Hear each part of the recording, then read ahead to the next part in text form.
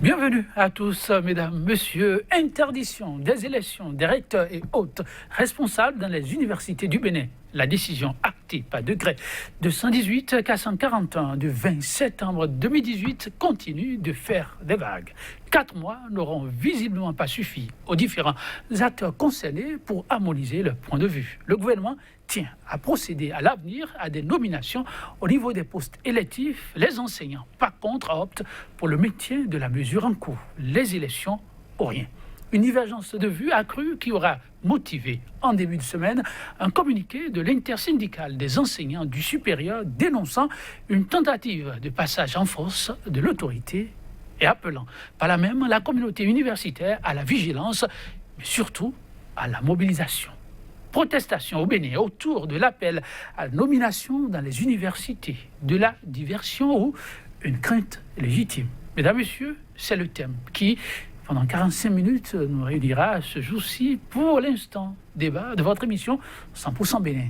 Déjà, sur ce plateau, à mes côtés, Mathieu Adiagwe, docteur en sciences politiques de l'Université d'Ottawa au Canada. Il est enseignant-chercheur au département de sciences politiques de l'Université de Parakou. L'homme a su ménager son calendrier pour nous accompagner. Mathieu Adiagwe, bonjour. Bonjour. Et merci de répondre à notre invitation. Ça fait plaisir. Le plaisir est partagé. En face de vous, Jos Perzo Anago, analyste, il est professionnel des médias, le directeur en chef de publication du quotidien d'information, d'analyse et d'investigation, la Dépêche. Jos Perzo Anago, bonjour.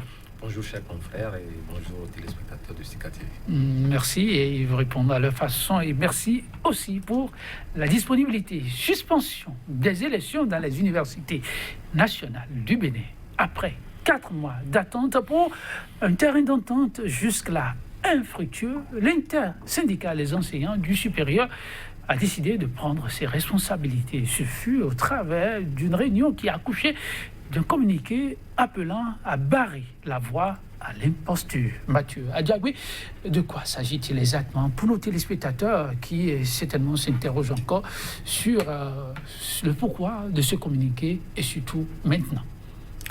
Merci.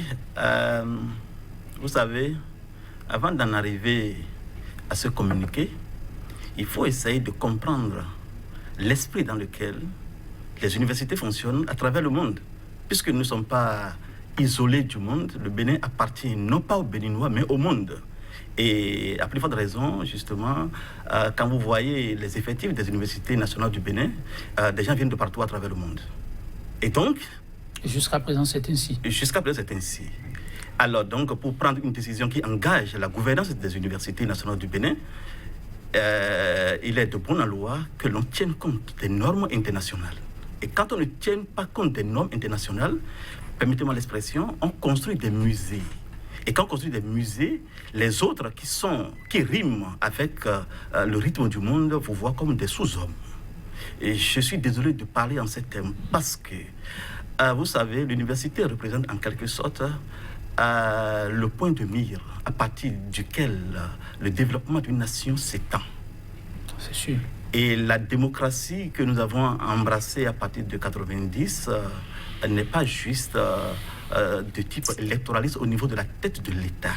La démocratie doit devenir, comme nous le disions à l'université, le seul jeu possible de la cité. Et à travers les institutions, les élections constituent en réalité le cœur battant des démocraties en transition, comme c'est le cas, n'est-ce pas, donc du Bénin. Et donc, le décret qui avait été pris par le chef de l'État, sinon le gouvernement du Bénin, en septembre 2018, en réalité, si on le regarde de près, ne tient pas compte des normes internationales. Et c'est vraiment dommage.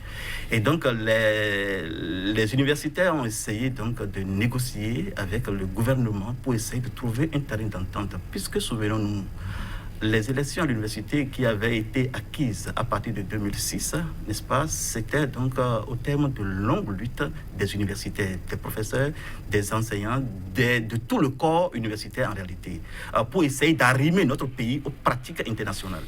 Et il s'est fait que la politisation en réalité au rabais et la non-compréhension profonde de ce qu'est le politique pousse certains justement à revenir en arrière, à revenir sur des acquis qui en réalité font du Bénin justement l'une des démocraties les plus enviées. Un état des lieux plus qu'élargi. On y revient séquence par séquence. Pour nos téléspectateurs, il est à retenir que l'option qui tient aujourd'hui à cœur au gouvernement béninois, c'est celle visant la nomination des responsables au niveau des universités. Plus question d'aller aux élections. Et pour cela, l'autorité a de bonnes raisons, qu'on rappellera tout à l'heure. Je ne sais pas si elle est bonne. Elle dit avoir de bonnes raisons. On y reviendra plus amplement. Mais, Sanago, la question qui revient, c'est de savoir comment se fait-il que pendant 4 mois, ce problème n'a pas pu être réglé et la tension qu'on pensait presque reléguée au second rang est là, mais plus vive que par le passé. Merci, cher confrère, mais cela s'explique. Si depuis 4 mois, on a eu l'impression qu'il ne se passait plus rien, en dessous ça bouillonne. Et il faut dire que les universitaires, avec tout ce qui les caractérise, c'est des sachants, des gens mesurés, méthodiques. Je ne leur jette pas des fleurs. On su faire ce qui devrait se faire, les pourparlers. Ils ont exigé, même obtenu, une rencontre en audience avec leur ministre de tutelle. Et tout ça, ça se passait en off. C'est-à-dire, c'était des actions qui étaient menées. Et dès la prise de ce décret, il y a eu beaucoup d'actions qui ont été menées par ces universitaires en direction de l'autorité pour pouvoir la ramener à de meilleurs sentiments. Donc les 4 mois dont vous faisiez allusion ont dû être gérés de cette façon. Ils ont engagé des discussions, des actions pacifiques, pédagogiquement à la limite, pour faire comprendre à l'autorité que la démarche n'était pas la meilleure. Et l'une des raisons que je ne voudrais pas qualifier de fallacieuse, qui a été avancée, c'était qu'il y a des preuves de mauvaise gestion, et ci et ça. Et je suis tenté de me demander, mais alors lorsqu'on note, on transpose cet argumentaire ou cette assertion au niveau d'un État, et donc est-ce à dire que lorsqu'on constatera que un chef d'État ou un gouvernement a failli dans la gestion des affaires qui lui ont été confiées au terme d'une élection, est-ce à dire que à partir de ce constat, il n'y aura plus jamais d'élection dans le pays, où il n'y aura plus jamais de gouvernement, ou alors on va créer carrément une monarchie? C'est presque ce que l'on doit retenir par rapport à cette situation. Donc, sur les 4 mois qui sont écoulés, il y a eu des démarches par rapport aux universités. Ils sont allés voir l'autorité qui les a reçus et leur a dit nous allons tenir un langage de vérité. Mais au terme de cette discussion, rien n'a bougé. Le gouvernement tient à aller au bout de sa logique, qui ne répond personnellement, comme l'a dit tantôt le professeur, qui ne répond à rien. Comment remettre en cause 35 ans d'acquis? 35 ans d'acquis. Aujourd'hui, moi j'ai comme l'impression que le gouvernement a plutôt intérêt à avoir des responsables dirigeants au niveau de nos universités et qu'on peut manipuler à la bonne semaine. Ah bon? Ah oui, ça c'est l'impression qui se dégage. Sinon, je ne vois vraiment pas les raisons objectives qui peuvent pousser à remettre en cause les règles. J'espère, Sonago, vous êtes analyste. Est-ce qu'on peut se permettre de faire une analyse du genre avec des dirigeants qui ont pris comme brevière, disons, la rupture avec ces pratiques, au fait, rétrogrades, qui ne permettent pas l'avancement? Alors donc, procéder à des élections dans des universités, est-ce rétrograde? Non. Ce qui est rétrograde dans le cas d'espèce, c'est de remettre en cause les élections. Il n'y a que ces seules voies pour que des dirigeants au-dessus de tout soupçon, des dirigeants qui se disent, qui doivent répondre de ceux qui les ont mandatés, pourront prendre la charge des affaires. Mais si on ne procède pas autre méthode, à savoir, on envoie Paul, on envoie Pierre, c'est-à-dire ça ne marchera pas. C'est-à-dire c'est le recul total et il n'y a rien à dire là-dessus. C'est ce qui est plutôt rétrograde. Ah bon? Oui, je me retourne vers vous. J'ai senti tout à l'heure que vous avez envie de réagir à la question. La question, je préfère vous la poser autrement.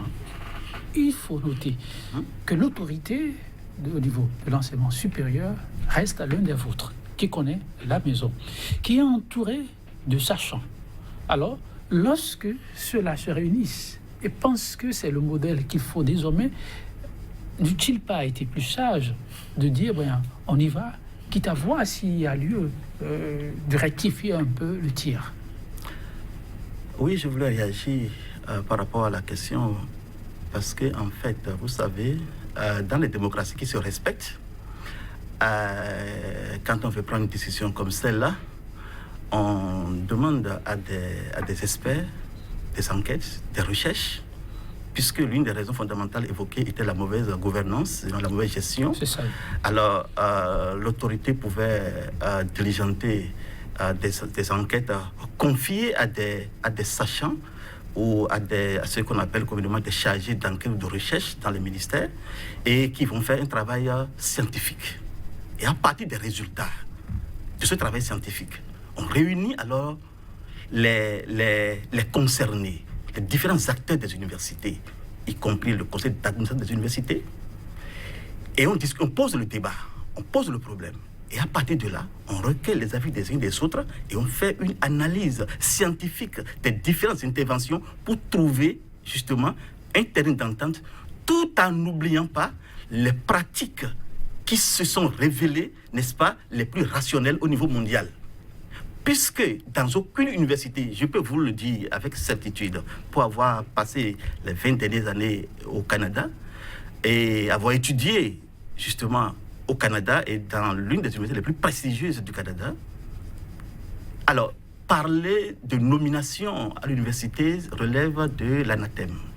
Parce que justement... De l'anathème. Oui. Pas de l'innovation aujourd'hui. Ce n'est pas de l'innovation, c'est de l'anathème, d'autant plus que, justement, même si on constate qu'il y a de la mauvaise gestion, ce que le gouvernement pouvait faire, c'est quoi? Mais le jeu démocratique doit être joué à fond. C'est-à-dire, il peut y avoir ses propres candidats qui répondent aux normes, n'est-ce pas, de nomination ou d'élection, et donc faire campagne par des personnes interposées, puisqu'on est en politique.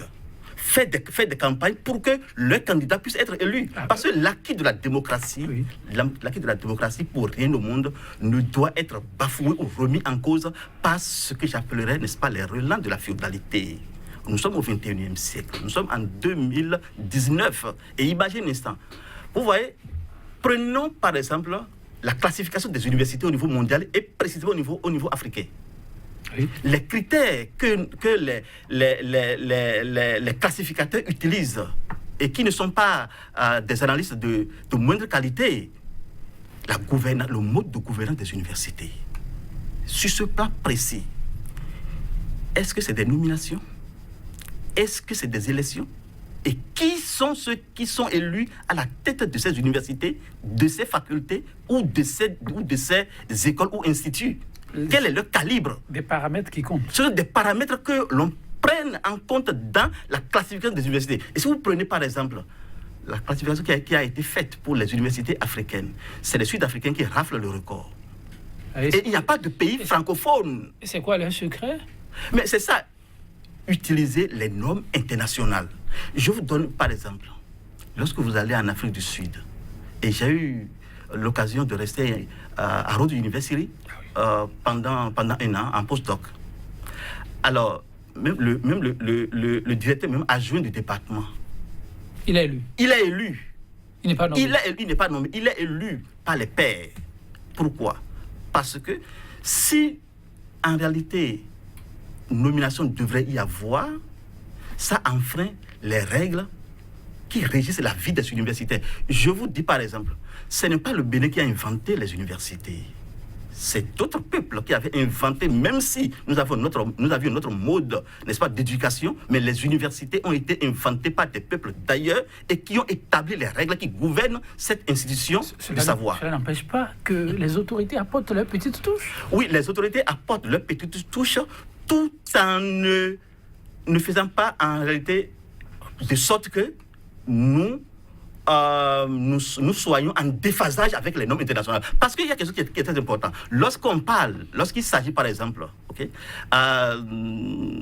du budget du Bénin, on dit, les institutions internationales ont dit, voilà le cadrage que les institutions internationales imposent, qu'il faut respecter, n'est-ce pas? donc les normes internationales. Mais pourquoi quand il s'agit des universités, alors le prince doit sortir de sa sacoche, n'est-ce pas, des principes qui n'existent nulle part ailleurs, ou bien des principes qui ne gouvernent que certaines universités africaines qui ne figurent pas alors au palmarès des universités mondiales. Est-ce que nous voulons toujours être des musées, avoir des universités de village, ou bien nous voulons avoir des universités dignes du nom, en promouvant en réalité non pas simplement la démocratie, mais aussi la compétence, en accompagnant les universitaires, puisque justement, leurs compétiteurs, les compétiteurs des universités béninois ne se situent même pas en Afrique. Ils sont en Asie, ils sont en Amérique du Nord, ils sont en Europe. Non, mais est-ce que vous ne voyez pas un peu trop loin? Pourquoi les compétiteurs, vous les voyez en Asie, en Amérique du Nord? Mais la plupart, messieurs les journalistes, la plupart de nos étudiants, quelles universités ils envient? Ah oui. La question est là. La plupart de nos étudiants, quand vous interagissez avec eux, veulent tous aller en Europe ou en Amérique du Nord ou en Asie pour aller étudier si les moyens leur étaient donnés. Mais pourquoi ils font ça? Parce qu'ils estiment que dans ces universités-là, le savoir a encore du sens. La transmission du savoir a encore du sens parce que tout se fait dans les règles de l'art. Mais ici, si nous devons continuer à le faire, et la plupart de ces gouvernants, et c'est le lieu de le dire, la plupart des gouvernants qui prennent de tels décrets, leurs enfants étudient où? Leurs propres enfants étudient où? Dans les universités où les règles internationales sont respectées. Oui. Mais pourquoi on veut former alors? Pourquoi on veut former alors la jeunesse africaine au rabais, la jeunesse béninoise au rabais, en prenant de tels actes et en se targuant de ce qu'on est l'autorité? Mais l'autorité, c'est quoi? Je me rappelle très bien, dans l'une de vos émissions ici, le professeur Tokpanou avait évoqué, mais quel sens d'État, quelle compréhension de l'État les gouvernants ont? Puisqu'il faut se lever au-dessus. Oui, quelle compréhension de l'État nous avons? Et si compréhension de l'État est plus profonde et plus rationnelle, alors, avant de prendre une décision comme celle-là, on doit réfléchir, on doit associer et voir est-ce que cette décision ne va pas à l'encontre de la place que le Bénin occupe aujourd'hui sur l'échiquier politique africain, tout au moins en tant que démocratie en transition avancée, puisqu'on n'est pas encore une vraie démocratie, on a une démocratie en transition. Ah ben, quand le professeur pose le problème sur ces tasses, je voudrais demander à la liste si une fois encore il ne faut pas mettre un peu de bémol. Oui. Mais non, je partage entièrement ce point de vue, et mieux encore, il a évoqué tout à l'heure l'université Rhodes. Moi j'étais à Grahamstown, l'université de Grahamstown. Je ne voudrais pas m'infliger l'insulte de dire que transposer, je parle de Grahamstown, vous en savez quelque chose? Absolument. Si on transpose juste une petite partie, une portion de cette université à Boubacar-Calavi, nos étudiants se croiraient en Europe. Pourtant, c'est en Afrique. C'est ça. Si ceux-là ont été régis par des règles désuètes, en déphasage avec les normes de développement, il ne serait pas comme ça. Moi, j'ai été logé dans cette université pour quelques moments. Merci. Mais alors là, franchement, à 600 km de Johannesburg, oui, je ne m'abuse. Oui. Non, mais ça dit, il n'y a rien à dire, c'est incomparable. Vous voulez dire que la réforme actuellement en cours manque d'ambition? Évidemment, toutes les réformes, de mon point de vue, ce n'est pas par appellation que la dynamique peut s'opérer. C'est-à-dire, on peut dire, je réforme, je casse la maison à étage, je construis une cabane. C'est une réforme. C'est une réforme. Oui. Pour autant, la maison à étage, à 2 niveaux, est meilleure que la cabane. C'est une réforme pourtant. À quelle image vous renvoyez? Ah ben, s'il vous plaît, c'est cela. Donc, toutes les réformes ne sont pas dans la dynamique du développement. C'est-à-dire, on profère les réformes. C'est-à-dire, on lance l'incantation, mais en réalité, ça donne quel résultat? Observons ce que nous faisions depuis 3 ans. Il y a eu des réformes. Il y a eu des rétropédalages. On s'est rendu compte après. Et puis, ce n'est pas une bonne chose. Nous avons des sachants, nous avons des gens qui ont passé tout leur temps, qui ont été payés, en fait, du moins à qui ce pays a confié, a formé, pour nous apporter leur savoir-faire. Pourquoi ne pas les consulter? On se met en route et on se rend compte que la réforme n'a pas été bonne. Et on fait un rétropédalage, on revient en arrière pour reprendre encore. C'est un éternel recommencement. Et c'est ce qui risque de se passer et à voir ce qui se profile au niveau des universités. Et ce serait dommageable, après 35 ans, ce n'est pas une bonne chose. Oui. Oui, en fait, c'est le clientélisme qu'on veut instituer dans les universités nationales du Bénin. Le clientélisme, parce que... Non, mais vous ne dites pas ça avec les arguments avancés par l'autorité. L'autorité parle de gouvernance et à dessein dit parfait. L'existant, ce sont les mots. Maintenant, dans l'applicabilité, il pourrait y avoir des problèmes. Vous les évoquez si bien, mais est-ce qu'on peut pour autant conclure que c'est la recherche du clientélisme qui guide l'option évoquée? Vous savez, ce qui fait la force des États-Unis d'Amérique ou des démocraties avancées, c'est leur capacité à appeler un chat, à ne pas ruser avec les mots, à ne pas ruser avec la réalité. Puisque à la fin de la journée, n'est-ce pas, la réalité va vous rattraper. Et donc la réalité, elle est celle-là. Lorsque vous interrogez ce que c'est qu'une démocratie autoritaire, n'est-ce pas, il y a ce qu'on appelle la tentative ou cette obsession de contrôler tout ce qui relève de la vie publique par l'autorité. En réalité, c'est une transposition en démocratie et des pratiques féodales d'un autre âge. Alors, je parle de clientélisme d'autant plus que mais quand vous nommez quelqu'un, il vous doit allégeance. Oui. Il fait votre jeu sur le terrain. Est-ce qu'il fait de la science? Je n'en sais strictement rien. Il peut être compétent. Il peut avoir, n'est-ce pas, des compétences pour faire le job, comme on dit. Mais la question est de savoir quelle est sa légitimité vis-à-vis de ses pairs. Quelle est sa légitimité lorsque, par exemple, un nommé va dans un congrès international? Je prends l'exemple de congrès de l'Association mondiale de sciences politiques. Oui. Lorsque vous êtes nommé en tant que chef de département, ou bien en tant que recteur ou en tant que directeur ou doyen de faculté, et puis vous allez dans ces rencontres internationales, et puis vous rencontrez vos pairs, n'est-ce pas, qui vous engagent dans des conversations. Mais en tant que quelqu'un qui est nommé par l'autorité de son pays, vous êtes complexé vis-à-vis de ces gens. Parce que le discours de ces gens, ce qui concerne la gouvernance, vous dépasse. Deuxièmement, vous avez dit que l'autorité parle de gouvernance. Mais dans le mot gouvernance, ce que l'autorité ne nous dit pas, en réalité, est que toutes les institutions internationales, n'est-ce pas, qui sont considérées ici comme des partenaires au développement, valorisent, c'est la gouvernance démocratique. Qu'est-ce que donc la gouvernance démocratique? C'est la participation, en réalité, des concernés à la gestion de leurs propres affaires. Et en matière, justement, de gouvernance démocratique, il y a d'abord, en réalité, n'est-ce pas, il y a la compétition. La compétition, la liberté. Qu'est-ce que nous retrouvons quand on nomme, n'est-ce pas, dans les universités? Est-ce qu'il y a une compétition? Compétition par rapport à quoi?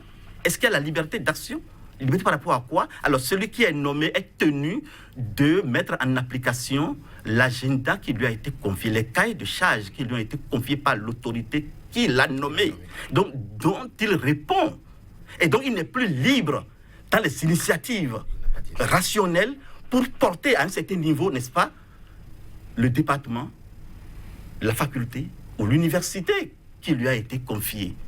Et donc, il vit dans la crainte que en faisant moindre faux pas, il va être relevé de ses fonctions. Et donc, à ce moment-là, il met sous boisseau les principes rationnels qui gouvernent la vie universitaire, qui se retrouvent en réalité, dont il est l'incarnation, il met ça à boisseau, il met sous boisseau, il met ça de côté et pratique alors ce que celui qui l'a nommé, n'est-ce pas, lui a demandé de faire.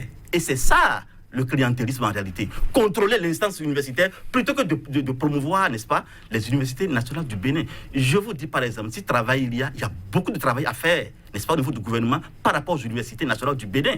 Et ça ne fait pas partie du travail? Vous pouvez l'appeler comme vous le voulez, mais en réalité, c'est tirer les universités nationales du Bénin par le bas.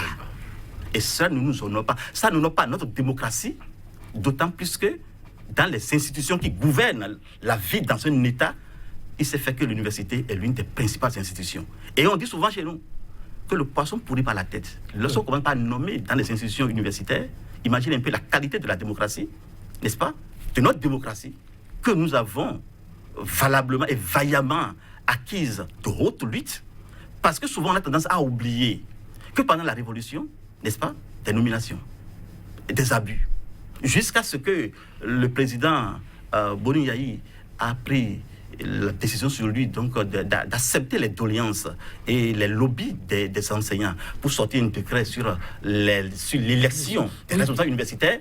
Mais c'était compliqué à l'université. Et donc, comme je le disais tantôt, n'est-ce pas, revenir à la nomination veut dire tout simplement donc institutionnaliser le clientélisme dans les universités. Je perçois, Anago, oui, pour nos téléspectateurs, il faut dire que de ce point de vue, pour la question qui nous réunit, à savoir aller ou non aux élections, le Bénin, on peut le dire, vient de très loin et ça a été une lutte très âpre pour pouvoir obtenir ce qui a été finalement légitimé comme option pour la vitalité de la démocratie au sein des universités, les élections. Il vaut mieux se ressourcer avant de prendre l'ultime décision finalement. Tout à fait. Et puis, à l'entame de cette émission, le professeur a laissé entendre rapidement qu'il fallait au départ consulter. Il se trouve curieusement que ceux qui sont concernés par cette mesure arbitraire, il faut le dire tout de suite, sont des gens qui sont intelligents en griffe, excusez du peu, des sachants, des scientifiques, des méthodiques, des gens qui peuvent vous apporter solution à votre problème. Pourquoi ne pas les avoir consultés? Pourquoi ne pas avoir invité ceux-là aux réflexions? Il ne suffit pas d'être cadre au ministère, parce que j'ai entendu dire les cadres, les collaborateurs du ministre ont fait des propositions qui ont été entérinées en Conseil des ministres. Oui. Mais non, le cadre, c'est aussi le problème que nous avons. Les cadres ont été politisés. Et aujourd'hui, il suffit seulement d'un clic qu'on les mette ou pas. Mais c'est cela. Donc, vous voulez, comme le professeur, dire que du fait que les cadres sont souvent nommés, la vérité est là, mais il se garde de la révéler. C'est une évidence, et nous nous en rendons compte chaque jour que Dieu fait. Alors là, il aurait été plus utile, si tant est que les réformes visent à améliorer ce qui se fait déjà dans nos universités. Si c'était ça la démarche, il n'y a pas de mal à y associer les concernés. Et on aurait eu les meilleurs résultats possibles. Peut-être une innovation, pourquoi pas? Parce que, qu'on ne le veuille pas, le Bénin s'est toujours révélé comme étant un laboratoire en ces matières. On aurait fait une bonne révélation. Mais dommage que le gouvernement a voulu, et à son idée derrière la tête, a voulu avoir ces hommes de main. Il faut appeler les choses par leur nom. C'est important. Vous ne continuez pas à le dire. Des mots trop forts. Clientélisme. C'est pourtant la vérité. C'est pourtant la vérité. Parce que si on regarde l'historique de cette affaire, il n'y a que 4 mois, certes, mais quand on regarde l'historique, on se rend compte qu'il y a anguille sous roche. Pourquoi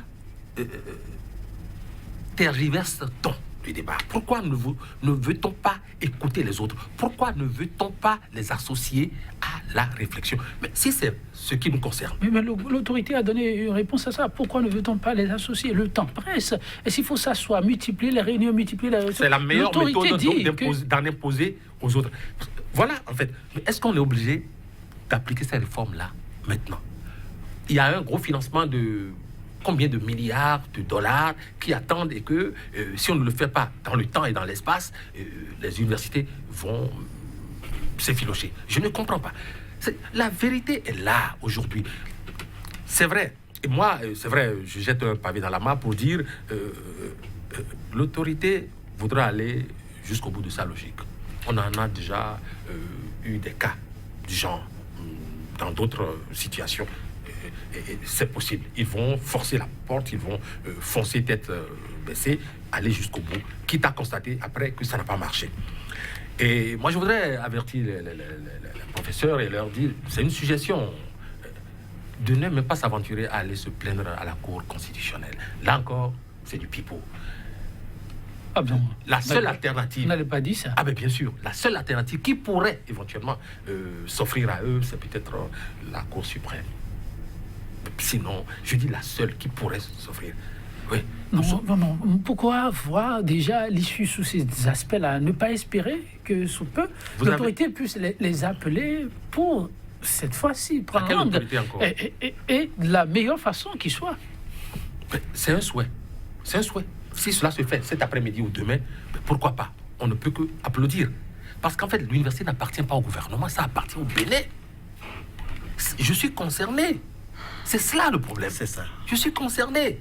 Il ne suffit pas pour un gouvernement de combien de membres fut-il de se lever un beau matin et puis hop, mais de changer les donnes. Je suis concerné. Mes enfants sont concernés. Les leurs sont dans les grandes universités. Mathieu Adjabé, oui. Justement, vous savez, c'est parce que nous avons appris à gouverner par décret. Quand on remonte dans l'histoire des pays africains, des actuels pays africains, justement, quand le colon était arrivé, n'est-ce pas, il avait utilisé la manière forte, par décret. Je ne vous apprends rien quand je vous dis que c'est par décret du 22 juillet 1894 que le président français Sadi Carnot, n'est-ce pas, a créé le Bénin, le Dahomey. Okay. Et donc, cette pratique de notre âge qui consiste à mettre de côté les négociations, ce que nous appelons en anglais le begging, les négociations, les marchandages, pour trouver un consensus au niveau des acteurs, n'est-ce pas, puisqu'on manque d'arguments, puisqu'on manque cette flexibilité, cette attitude qui anime les grands esprits, les architectes de l'univers, qui leur permet de négocier et d'arriver à un consensus sociétal. Puisqu'on est à coup d'idées, alors on ne va pas décret. Ce que le colon avait fait et avait institutionnalisé, nous avons continué. Et donc, comme l'avait dit fait Mathieu Kérékou, on continue, n'est-ce pas, les élites qui ont pris le pouvoir et qui gèrent les États africains, et le Bénin en particulier, depuis les années 60, agissent comme si c'était des colons.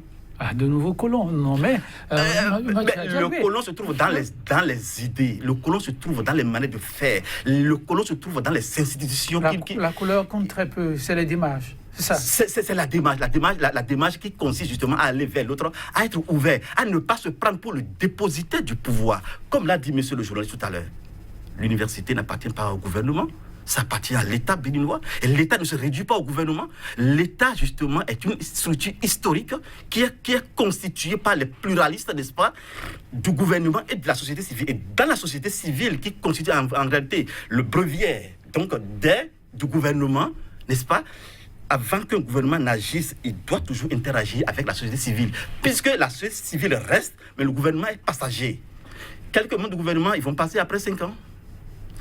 Mais les impacts de leurs actions vont durer peut-être des années. Et c'est la raison fondamentale pour laquelle, dans les démocraties normales, avant de prendre une décision, on prend en compte, n'est-ce pas, les avis de la société civile.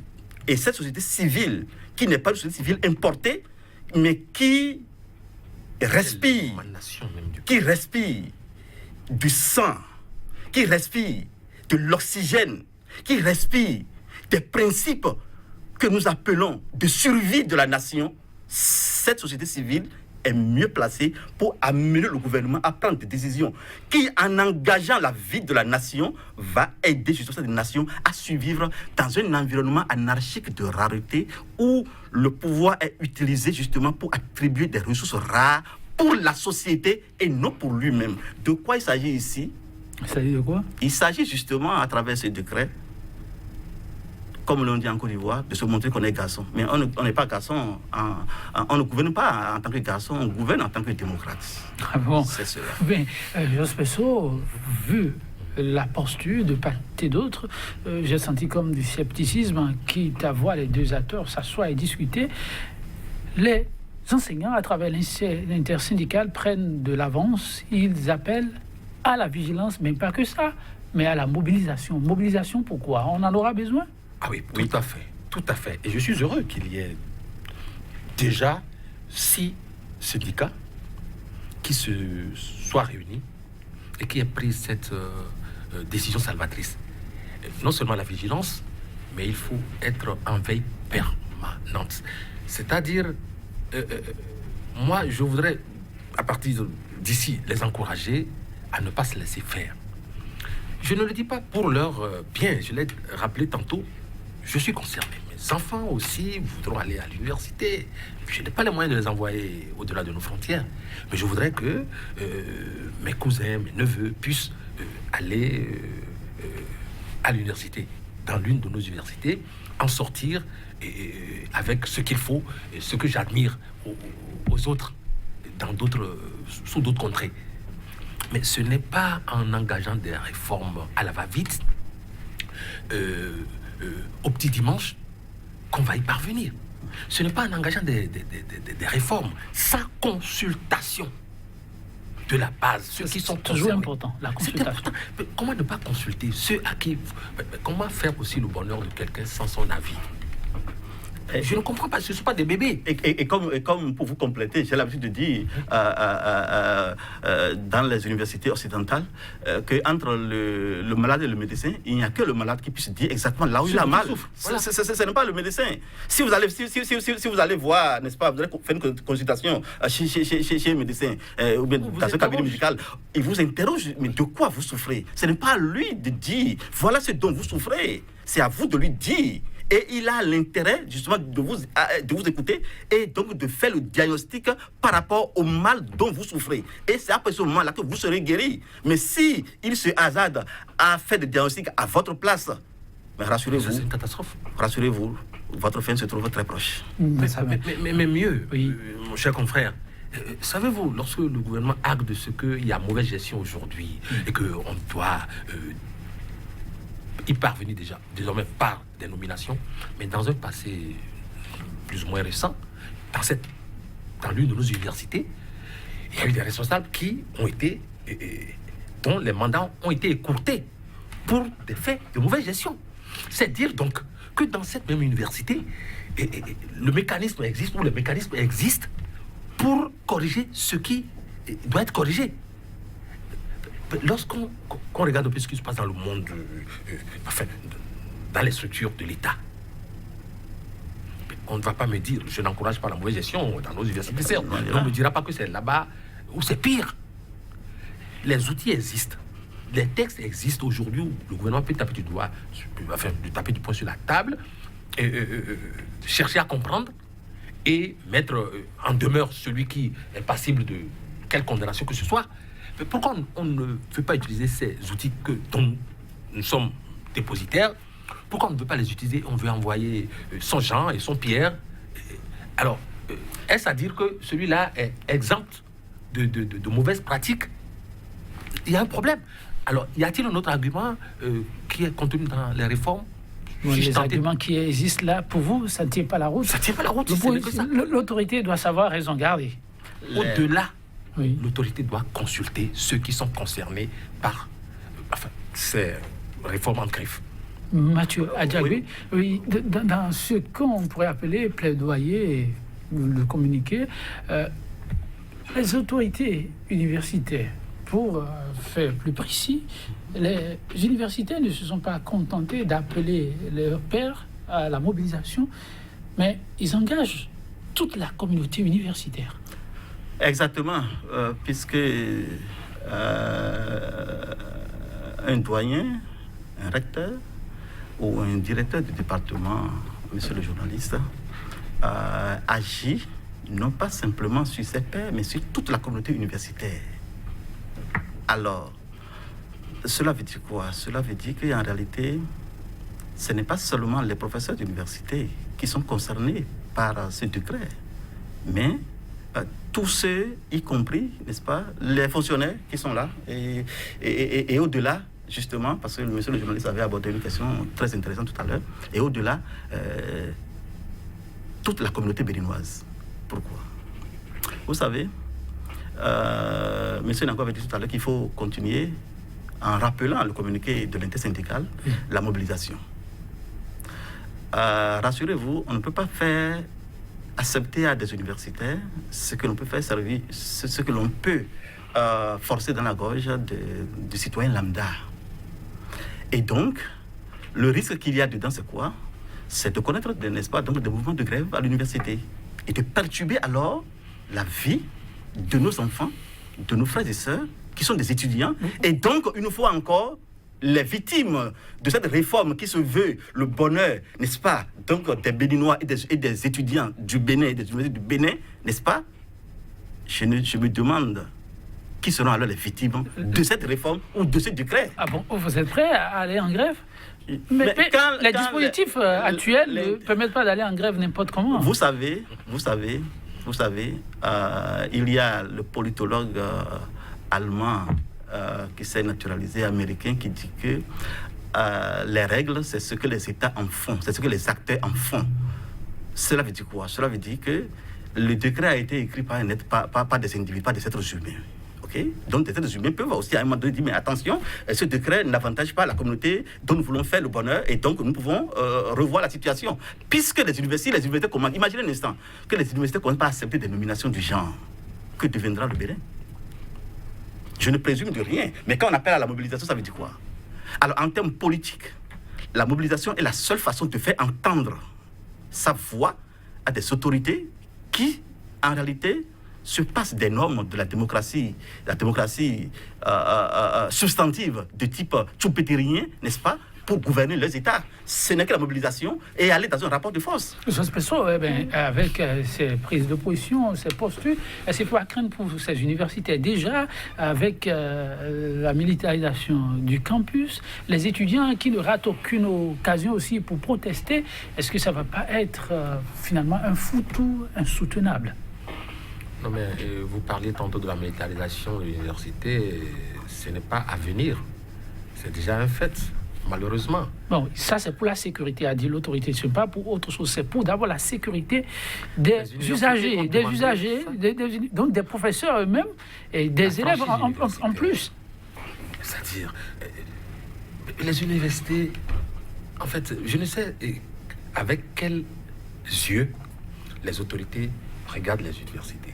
Pour moi, les universités, c'est toute une petite nation. Parce qu'on retrouve une intelligentsia structurée, organisée, des gens bien. Je ne leur jette pas des fleurs, c'est une réalité. Et à ma connaissance, les universités ne sont pas... n'ont pas exigé de se retrouver dans un goulag constamment sous l'œil observateur de militaires ou de policiers. Les universités ont appris à vivre dans leur communauté sans ces contraintes. S'il arrive que l'autorité, de par ses agissements ou de par la non-observation d'un certain nombre de règles, commence par se reprocher un certain nombre de choses, il y a lieu qu'elle militarise cet environnement. Sinon, la franchise, si on respecte la franchise universitaire, on ne devrait pas... Alors dites, et ça va être votre mot de la fin, si on doit faire deux réformes aujourd'hui pour que les universités au Bénin se portent mieux, quelle doit être cette réforme-là ou ces réformes en quelques mots? Moi, de mon point de vue simpliste, je dirais, quelle que soit la réforme, orientée vers les universités, orientée vers même les écoles primaires, ou quel que soit l'objectif, la réforme devrait prendre en compte les acteurs ou les partenaires, si on veut, ceux qui sont concernés, ceux qui doivent en jouir, doivent être impliqués. Mieux encore à l'université, parce qu'on n'a pas affaire à n'importe qui là-bas. Mais les impliquer et aboutir à une étude, à des résultats, à des rapports sur lesquels on peut se baser de façon scientifique pour travailler. Mais si ce n'est pas le cas, ça ne marchera pas. Et il en sera de même pour beaucoup d'autres réformes qui sont déjà en cours. Certains applaudissent à se rompre les phalanges, mais en réalité, on se rendra compte des résultats néfastes peut-être dans quelques années.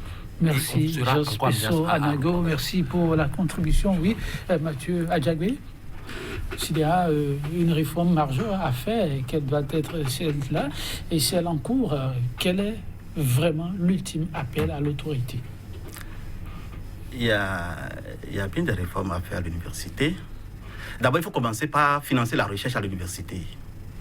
C'est un chantier majeur et qui engage l'avenir de notre nation plutôt que de se donner à des petits jeux de nomination. Parce que vous savez, les universitaires font de la recherche et les résultats de leur recherche ailleurs, par exemple... On est à l'étape de conclusion, vous direz synthétiquement. Je voulais juste... C'est ça, justement. Et les résultats de leur recherche sont utilisés par leurs gouvernants. Alors, si réforme il doit y avoir, et qui va impacter durablement la vie de la nation béninoise au niveau des universités, c'est d'abord donc de commencer par financer la recherche au niveau de l'université et de laisser la gouvernance universitaire respecter les règles du jeu démocratique. Et cela va aider justement à donner à nos étudiants des formations dignes du nom et de les préparer à être des compétiteurs au même titre que leurs rivaux internationaux. Merci à vous, Mathieu Adjagwe. Merci également à vous, Jospeso Anago. Mesdames, Messieurs, ce fut une modeste contribution à l'éclairage de ce sujet qui, sans doute, alimentera encore la polémique dans les tout prochains jours. Mais tout dépendra, à en croire nos invités du jour, de l'option qui sera celle, en définitive, de l'autorité. On espère une oreille attentive de part et d'autre afin que vive la République, puisque c'est pour elle que tout est fait en définitive. 100% Bénin pour le numéro du jour. On s'en arrête là sur ces citations de l'écrivain, poète, aviateur, reporter français Antoine de Saint-Exupéry. La vie crée l'ordre, mais l'ordre ne crée pas la vie. La confusion des genres amène à la perdition. À chacun de savoir raison garder dans le rôle qui est le sien. Merci, à très bientôt.